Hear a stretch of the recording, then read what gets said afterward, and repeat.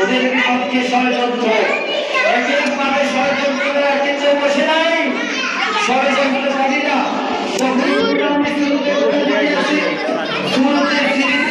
ইসলাম কিন্তু ইসলামের দুশমন। নবী সাল্লাল্লাহু আলাইহি ওয়াসাল্লামের পাশেই ছিলেন, পিছিয়ে নামাজ পড়তেন আব্দুল্লাহ বিন উবাই।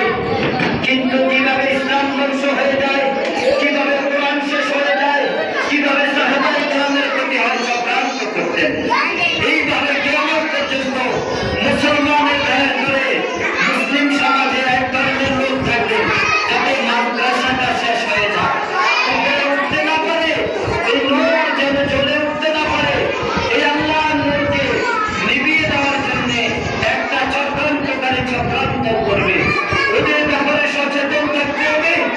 ওরা যদি সংখ্যায় অধিক হয় কিন্তু কিছুই করার নাই, কারণ সাথে আছে আল্লাহ। এই জন্য আমি যিনি